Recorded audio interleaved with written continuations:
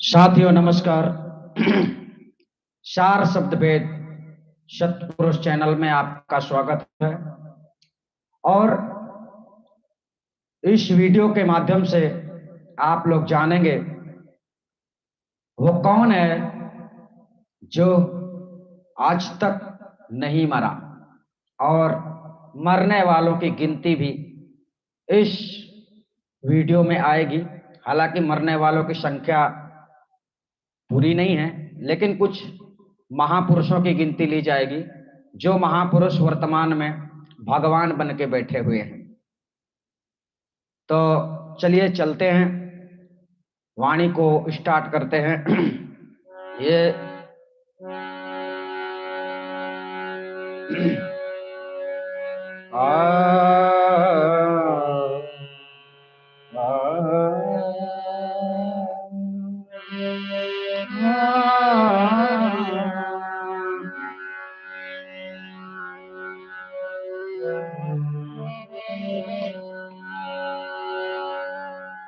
सदगुरु कबीर साहब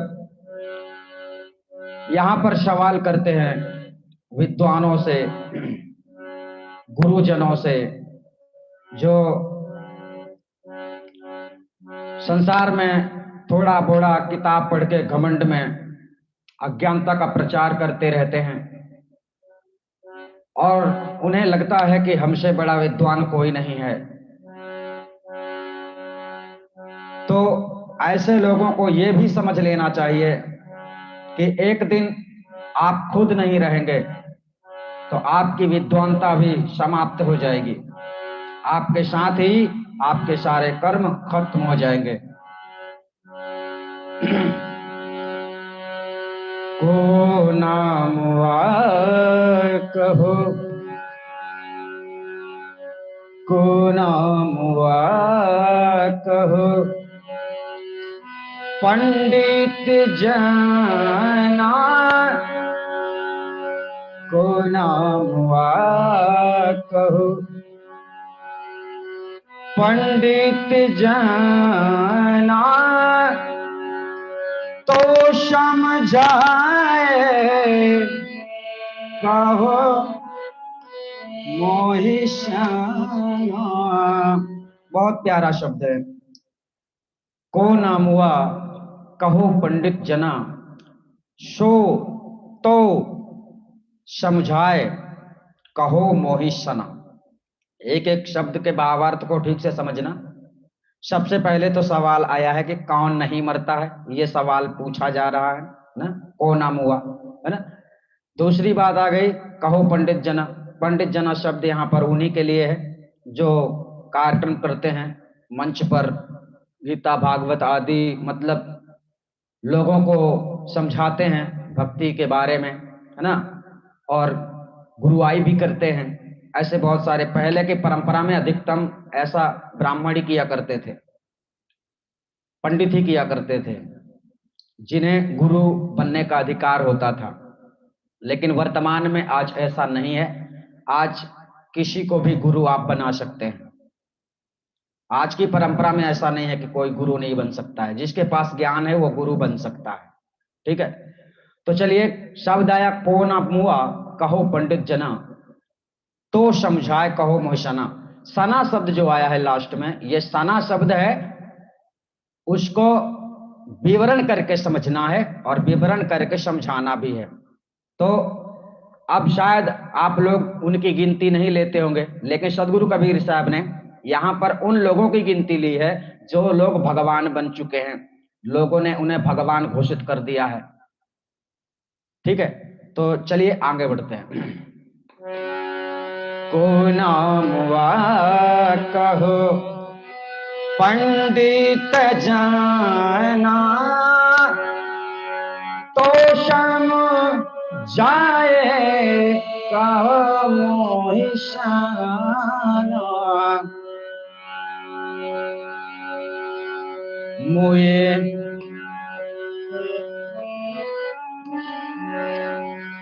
मुए ब्रह्मा विष्णु महेश मुए ब्रह्मा विष्णु महेशु पार्वती सुते मुए गणेशु। शब्द यहां पर आया मुए ब्रह्मा विष्णु महेशु पार्वती सुत मुए गणेशु। मुए शब्द मरने के लिए आ गया। अब रही बात ब्रह्मा विष्णु महेश, जिनको अधिक मात्रा में हिंदुओं की परंपरा में, सनातनी परंपरा में सबसे बड़े देवता इष्ट माने जाते हैं, भगवान तक माने जाते हैं। तो यहां पर सदगुरु कबीर साहब क्या समझाना चाहते हैं कि ये भी मर जाते हैं, मरते हैं, पर कब मरते हैं इनका समय अलग होता है। प्रत्येक कल्प के आदि में इनकी मृत्यु होती है। इनकी मृत्यु होने का मतलब होता है शून्य में विलीन होना। शून्य का मतलब होता है ज्योतिर्मय सच्चिदानंद को शून्य मतलब शून्य उसका स्वयं का स्थान है, निज स्थान है जहां वो स्वयं रहता है। शून्य की बात चल रही है। और शून्य ज्योतिर्मय को ही, ज्योति स्वरूप को ही शून्य कहा गया। शून्य एक अलग स्थान नहीं है। शून्य ऐसा स्थान है जहां कोई और नहीं होता है। ठीक है। इस पृथ्वी में जैसे मनुष्य हैं, है ना, तो इस प्रकार से शून्य ऐसी कोई ऐसा कोई स्थान नहीं है जहां कोई और होता हो।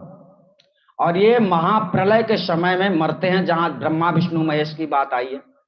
तो ये महाप्रलय होता है, मतलब जब दुनिया, कायनात, जगत सब कुछ गुप्त हो जाता है, लुप्त हो जाता है, तब ये शून्य में समा जाते हैं, मतलब ब्रह्म निरंजन में समा जाते हैं। ठीक है।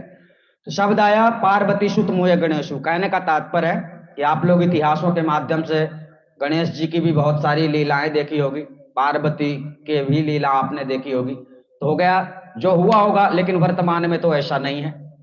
वर्तमान में तो ना गणेश का पता है, मूर्तियों में देखने को मिलते हैं, क्योंकि इनको भगवान घोषित कर दिया गया है। लेकिन इनका जन्म भी हुआ है और इनकी मृत्यु भी हुई है, ये आपको जानना जरूरी है। तो ये इंसान थे, भगवान नहीं थे, जिन्हें आज भगवान घोषित कर दिया गया है। लोग भगवान की नजर से पूजा करते हैं, पाठ करते हैं, एवं नाना प्रकार के भिन्न भिन्न प्रकार से कार्यक्रम लोग करते हैं। ठीक है। तो इस प्रकार से मुए ब्रह्मा विष्णु महेशु पार्वती सुत मुए गणेशु।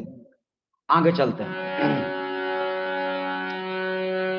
मुए ब्रह्मा विष्णु महेशु पार्वती सुत मुए गणेशु। मुए चंद्र और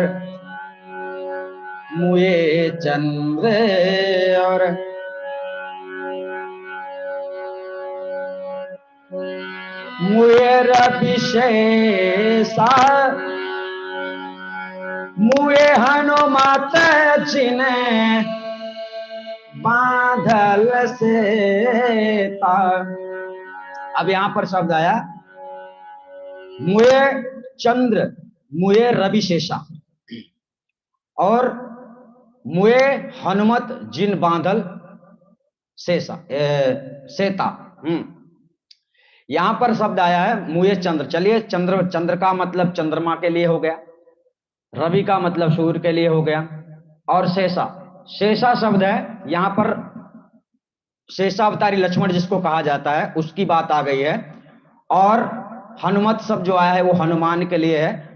सेतु शब्द जो आया बांधल सेता, मतलब जिन्होंने राम की मदद की थी। राम की सेना में जो वानर सेना बोला जाता है, पता नहीं वानर थे या फिर कौन थे, लेकिन हनुमान शब्द यहाँ पर आया है। हनुमान नामक कोई व्यक्ति हो या बंदर हो, हालांकि बंदर तो हो नहीं सकता संभवतः, तो कोई हनुमान नाम का व्यक्ति रहा होगा। लोग तो वानर ही कहते हैं, लेकिन चलो हमने देखा नहीं है, क्योंकि वर्तमान में विज्ञान के अनुसार देखा जाए तो लोग ऐसा कहते हैं कि पहले बानर जो है, पहले इंसान बानर के जैसे थे। लोगों की इस प्रकार की कल्पना है। लेकिन आपको विचार करना है कि वो बानर तो आज भी हैं, वो कभी इंसान नहीं बन पाते। बानर आज भी हैं, मनुष्य आज भी हैं। तो ये थोड़ा विचारणीय वाक्य है, लेकिन चलो समय की बात है। तो मतलब मरने वालों की गिनती यहां आ रही है। चंद्रमा सूर्य, चंद्रमा को आप देखिए, जैसे दिन में चंद्रमा का प्रकाश नहीं होता, चंद्रमा का मतलब प्रभाव धरती को नहीं पड़ता, इसी प्रकार रात्रि में सूर्य का प्रभाव नहीं पड़ता। मतलब ये आते जाते रहने वाले चीजें हैं। ये संसार के संतुलन को बनाए रखने के लिए सूर्य चंद्रमा को का निर्माण किया जाता है ब्रह्म निरंजन के द्वारा, ध्यान रखना, ठीक है। और मतलब ये भी मरते हैं, ये सब बड़े बड़े देवताओं की गिनती में आते हैं, बल्कि ये देवता हैं नहीं, ठीक है। जिस प्रकार की पृथ्वी है, इसी प्रकार से सूर्य भी एक ग्रह है, चंद्रमा भी एक ग्रह है और केतु भी एक ग्रह है। इस प्रकार से ये ग्रह केवल पृथ्वी को सजाया गया है और संतुलन बनाए रखने के लिए इस धरती में प्रकाश डालने के लिए सूर्य की जरूरत होती है और चंद्रमा की भी जरूरत होती है धरती को शीतल करने के लिए। तो ये उसकी व्यवस्था है जो जिसने दुनिया को बनाया है। तो ये भी मरते हैं, गिनती में आ रहा है। मुए हनुमत जिल बांधल सेता, मतलब जो राम के सहायक थे, पुल बांधने वाले जितने थे, वो सब भी मर गए। यहाँ पर बांधल सेता, सेतु का मतलब पुल होता है, ठीक है। जो लंका में जाने के लिए बनाया गया था पुल, इतिहासों में आता है। सच्चाई कितनी है ये पता तो नहीं, लेकिन वाणी कह रही है तो शायद सही बात होगी, ठीक है। चलो आगे चलते हैं। अरे मुए चंद्र रवि, मुए रवि शेषा, मुए हनुमत जिन बांधल सेता। अब आगे चलते हैं। मुए कृष्ण, मुए कृष्ण, मुए कर तारा, एक नमुआ जो सिरजनहार। अब यहां पर आपके सवालों का जवाब आएगा। जैसे कि सवाल आया था, सवाल था कि कौन नहीं मरा आज तक, इस लाइन पे आ जाएगा। तो अभी मरने वालों की गिनती में ले लिया गया है मुए कृष्ण मुए करतारा।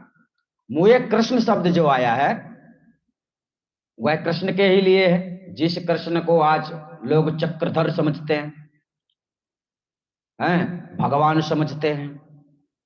मनुष्य थे और संसार में उनको जब तक रहे तो रहे, इसके बाद वो मर गए। मुए करतारा, करतारा शब्द यहां पर आया है राम के लिए, क्योंकि राम को बहुत सारे लोग जगत के कर्ता मानते हैं। जगत के कर्ता राम नहीं है, ये संचालन करता है, संचालक हैं, कर्ता नहीं है। इन्होंने दुनिया नहीं बनाई है, पृथ्वी को इन्होंने उत्पन्न नहीं किया है, सूर्य चंद्रमा को इन्होंने उत्पन्न नहीं किया है, ये इनके अधीन नहीं है। तो इस प्रकार से जैसे राम की बात आती है तो राम के बारे में सदगुरु कबीर साहब ने 4 राम दर्शाया है। एक राम कैसा बोला है, वाणी है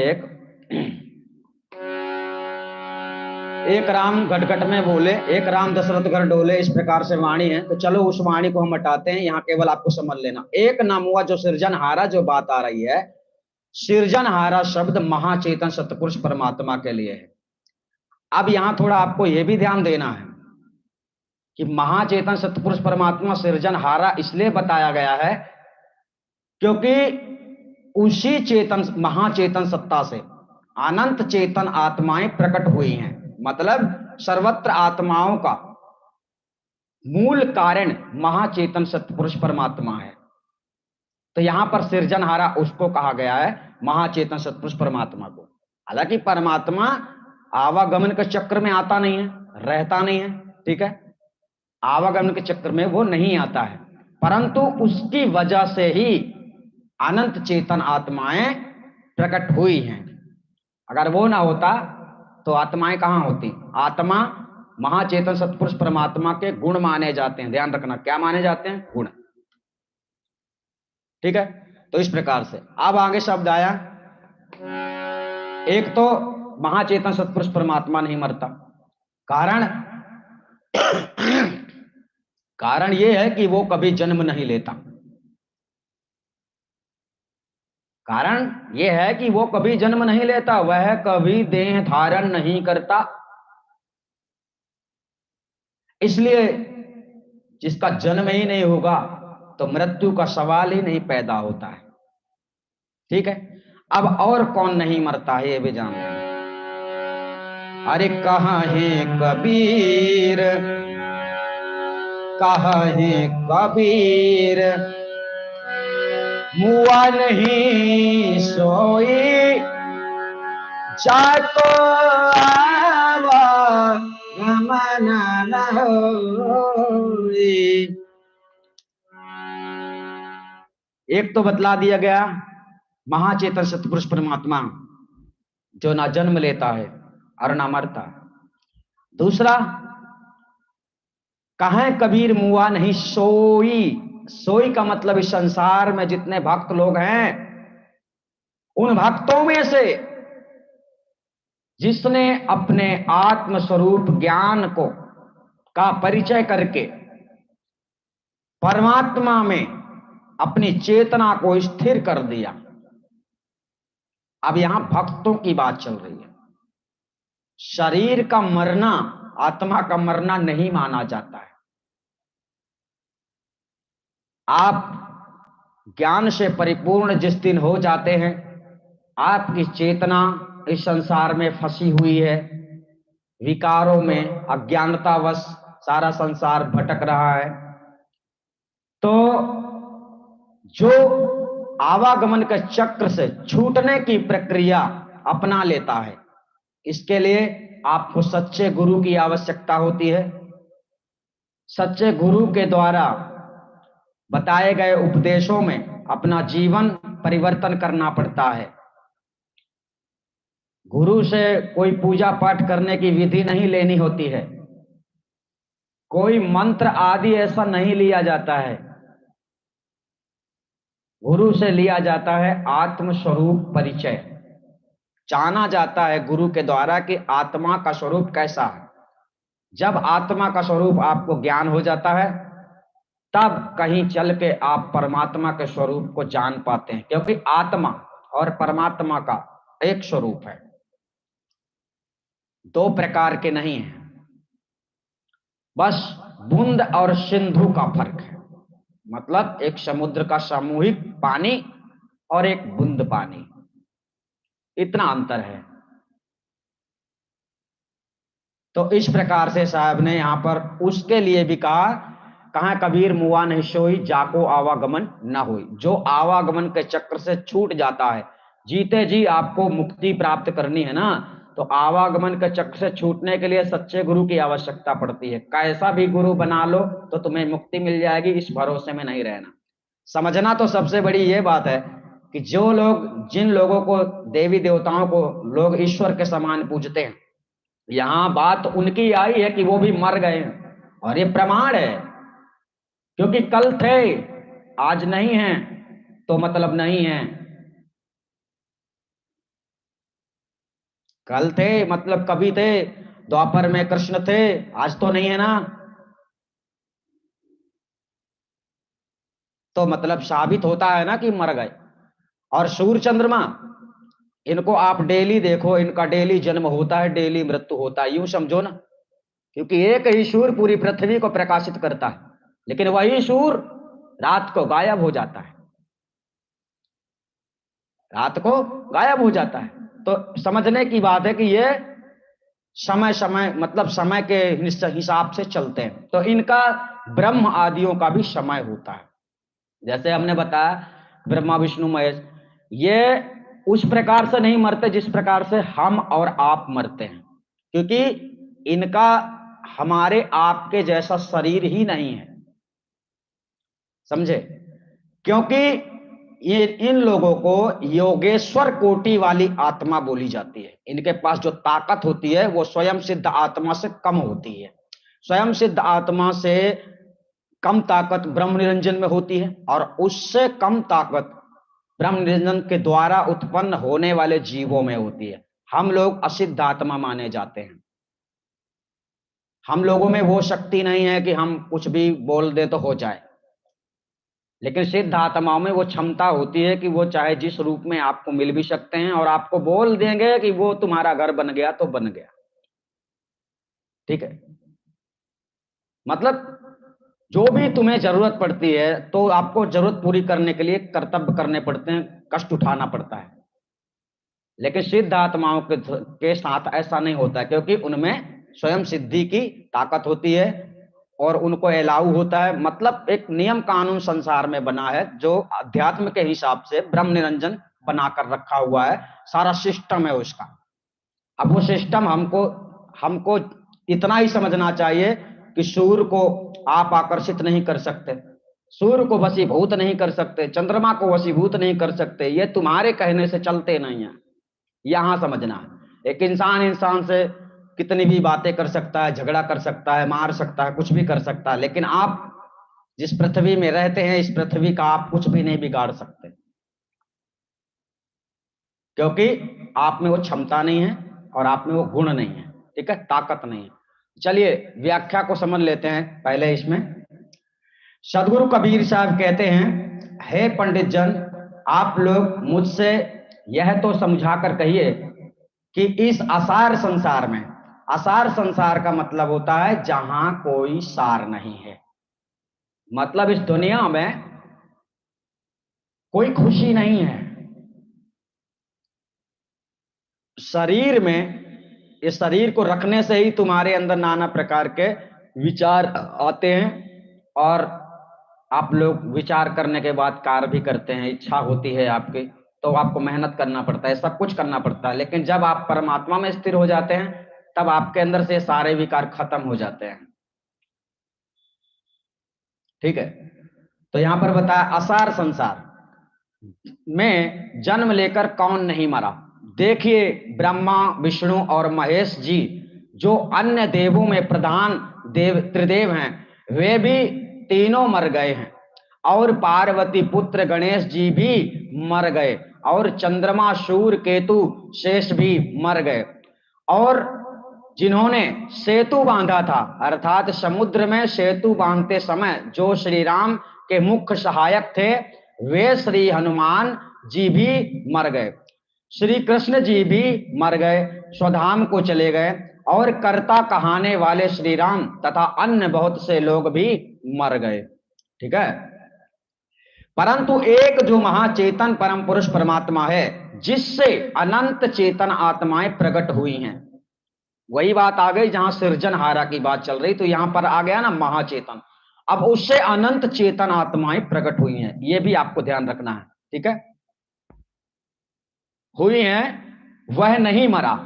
कौन नहीं मरा? सृजनहारा, मतलब महाचेतन सतपुरुष परमात्मा जिसमें से चेतन आत्माएं प्रकट हुई हैं। ठीक है, वह ना कभी देहधारी हुआ और ना कभी मरा। ध्यान रखना, जैसे बहुत सारे लोग ऐसी कल्पना करते हैं कि कबीर साहब सतलोक में बैठे हैं, ऐसी कल्पना आप लोगों ने सुनी होगी बहुत सारे गुरुओं के माध्यम से। जैसे एक सिद्धांत में यह भी आता है, एक इतिहास में देखने को मिलता है कि गुरु नानक जी को नहीं, उनको रामानंद को उन्होंने गुरु धारण किया था, मतलब ऐसे ही माना था। तो उन्होंने एक विचित्र लीला की थी। ये सुनने में आता है, हकीकत है या नहीं, हालांकि ये बिल्कुल गलत है, क्योंकि हमने आपको बतलाया कि परमात्मा कभी देह धारण नहीं करता, ये यहां पर वाणी दर्शा रही है। ठीक है, अब लोग कहते हैं कि सतलोक में कबीर साहब ने छोटा स्वरूप वहां भी दिखाया और पास में भी दिखाया, तो ये लीला हो गई। तो लीला अलग बात है, लेकिन जहां तक परमात्मा की बात होती है तो वो कभी देह धारण नहीं करता है, क्योंकि देह में ही विकार होता है। ठीक है। वह ब्रह्म, ईश्वर, जीव, हंस, आत्मा इत्यादि से परे रहता है। किसकी बात चल रही है? परमात्मा की। कौन कौन? ब्रह्म, यानी हम उसे ब्रह्म नहीं कह सकते हैं, लेकिन हो गया अब ब्रह्म के ऊपर पार ब्रह्म चलता है। उसका कोई नाम नहीं है, उसका कोई नाम है ही नहीं, क्योंकि उसका जन्म ही नहीं हुआ।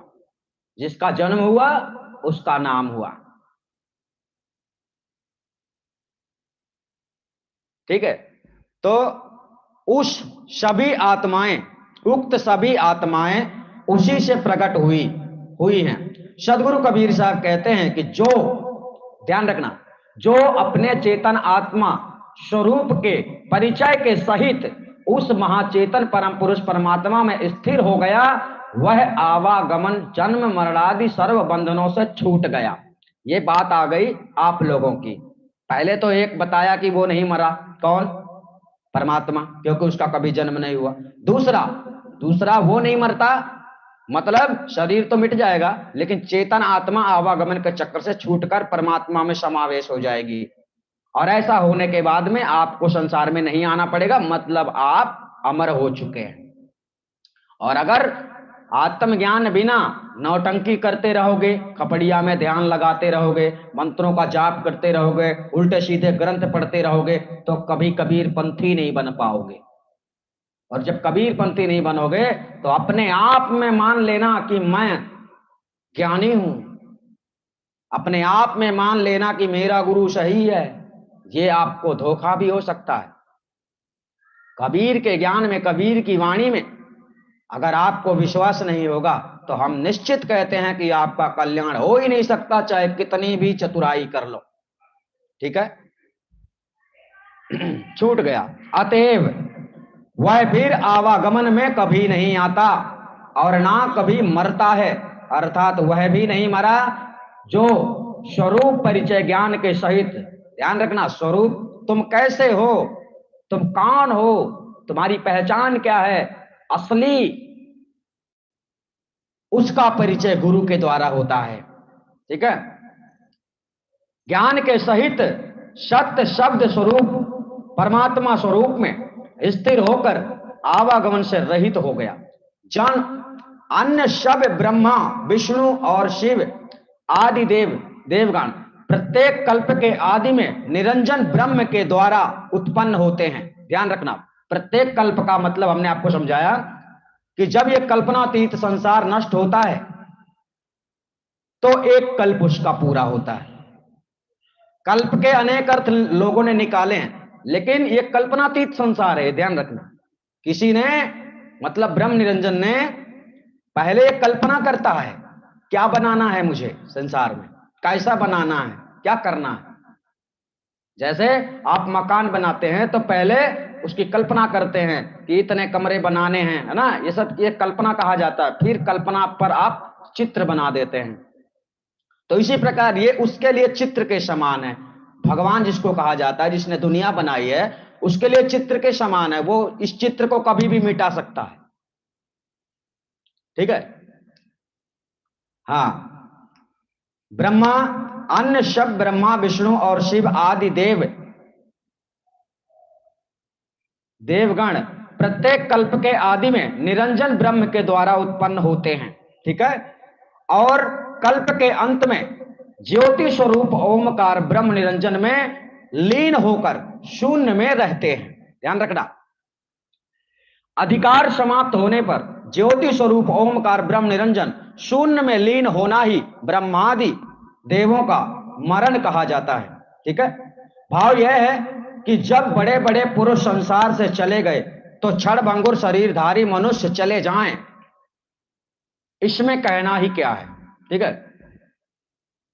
अतएव मनुष्य को चाहिए कि सदा रहने के अभिमान को त्याग कर अपने आत्म कल्याण के लिए किसी भेदी संत सतगुरु की शरण में जाकर अपने स्वरूप ज्ञान के सहित महाचेतन परम पुरुष परमात्मा की प्राप्ति के लिए साधन अभ्यास करना चाहिए। ध्यान रखना, जहां साधन अभ्यास की बात आती है तो आप ये मत समझ लेना कि खपड़िया में ध्यान लगाना। सबसे पहले ही बात आ गई है कि अपने आत्म कल्याण स्वरूप सहित तो आपको गुरु से क्या प्राप्त होता है? आत्मा ज्ञान। आत्मा कैसी है, जब आप उसे जान लेते हो तब आपको रह जाता है परमात्मा में अपनी चेतना को स्थिर करना। जो चित्त तुम्हारा संसार में अटका है, उस चित्त की वृत्ति को संभाल कर परमात्मा में स्थिर कर देना। ठीक है? तो इस प्रकार से साधन अभ्यास का मतलब यही है, सत्य के मार्ग में चलना कठिन होता है। आप सत्य मार्ग पे चलोगे तो लोग आपको पागल समझने लगेंगे। ऐसा बहुत सारे लोगों का हमको कंप्लेन आता है, लोग फोन करते हैं, बताते हैं भारी समस्याएं। तो सत्य मार्ग में सब कोई चल भी नहीं पाते, सबके बस की बात ही नहीं है, क्योंकि माया की नगरी में माया का शासन चल रहा है और इस माया के देश से तुम्हें आजाद होना है। तो कोई इतनी आसानी से आपको आजादी नहीं देगा, बहुत हिम्मत जुटानी पड़ेगी, कर्तव्य करने पड़ेंगे, है ना? ऐसा है। अन्य ब्रह्मा विष्णु शिव राम कृष्ण आदि की उपासना से मुक्ति नहीं हो सकती है, क्योंकि वे सब असर्व लोकों के सहित महाप्रलय में विनाश हो जाते हैं। कौन? इनकी बात आ गई गिनती में। अब आप लोग ना मानो वो बात अलग है, साहब ने निंदा नहीं की है, सत्यता का प्रदर्शन दिया है। इस संसार में ऐसा कोई शरीर नहीं है जो अमर है। शरीर की बात चल रही है। शरीर कोई भी अमर नहीं है। ये प्रकाश जो है ना, ये प्रकाश भी एक शरीर माना जाता है। ये अंधकार जो है ना, ये भी एक शरीर है। अंधकार भी एक रूप है। आप लोग बल्ब देखते हैं लाल कलर का, पीला कलर का, ये भी एक रूप है उसका। तो रूप, अब बहुत सारे लोग खपड़िया में ध्यान करके ज्योति के दर्शन करके उन्हें ऐसा लगता है कि बस मैं तो परमात्मा को मिल लिया, परमात्मा को तो मैंने जान लिया। परमात्मा को कोई भेदी गुरु के बिना जान ले, ऐसा नामुमकिन है। तो परमात्मा की प्राप्ति के लिए भटकने वाले सभी लोगों के लिए रास्ता खुला है। आपको केवल बताए मार्ग पे चलना होता है। आदि अनादि मुक्ति पंथ में आपको सदगुरु कबीर का ओरिजिनल ज्ञान प्राप्त होता है। हाँ, आपको बताए मार्ग में चलना पड़ेगा। कोई ऐसी साधना नहीं है ज्यादा कठिन कि आप कर ना सकें, ऐसी कोई बात नहीं है।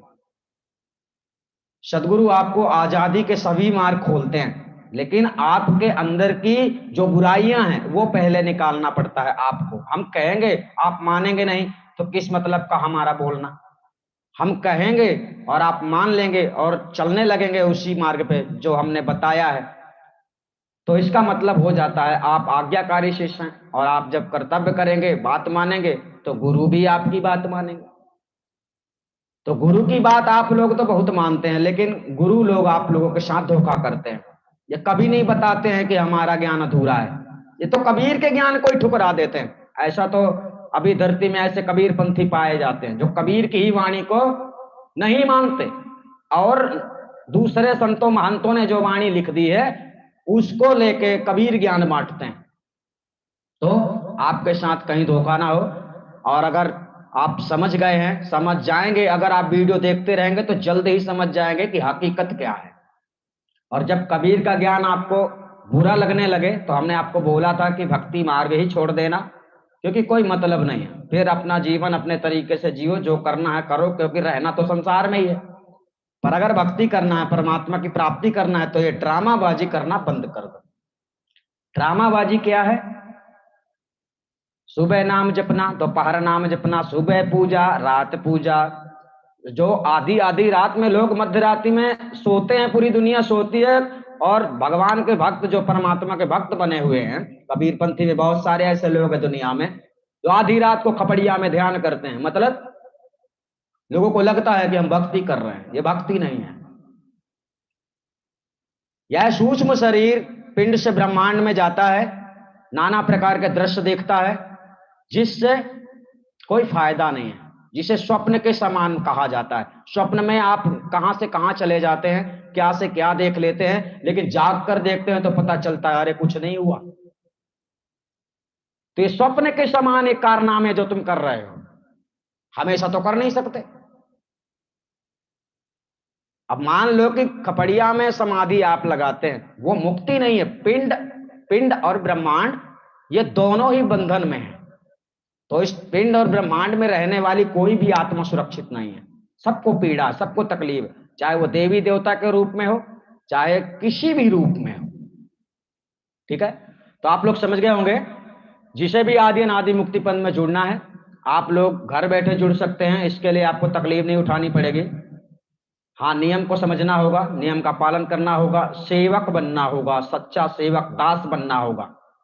ऐसे ही कह दोगे हम दास हैं, हम सेवक हैं, परमात्मा के प्रेमी हैं, तो ऐसा आपके कहने से हम यकीन नहीं करेंगे और आप घर बैठे जुड़ सकते हो। ऐसा यहाँ का नियम है। ठीक है, हम आपसे फिर मिलेंगे, तब तक के लिए धन्यवाद। आप सभी अपना ख्याल रखें। नमस्कार।